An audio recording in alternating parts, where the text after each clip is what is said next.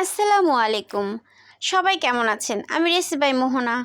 আজকে আমি কই মাছ দিয়ে লাউ শাকের কচি ডাঁটা দিয়ে আলু টমেটো দিয়ে একদম মাখায়া চচ্চড়ি করব। তা আমি কিভাবে করলাম সম্পূর্ণ ভিডিওটা দেখতে থাকেন।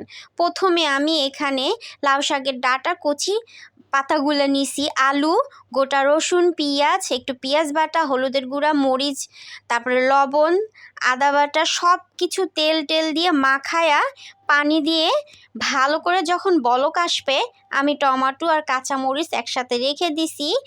5-6টা বলক আসার পরে তখন আমি টমেটো আর কাঁচামরিচটা দিয়ে দেব। তারপরে হালকা আঁচে রেখে দেব। যখন একদম হালকা ঝোল থাকবে তখন আমি তরকারিটা নামায় ফেলবো। তো বন্ধুরা, আমার রেসিপিটা কেমন লাগলো অবশ্যই কমেন্ট বক্সে জানাবেন। নেক্সট কোনো ভিডিওতে দেখা হবে। আর আমার রেসিপিটা অবশ্যই ভালো লাগলে বাসায় রান্না করে খাবেন। আশা করি ভালো লাগবে। সেই পর্যন্ত সবাই সুস্থ সবল থাকবেন। আল্লাহ হাফেজ বন্ধুরা।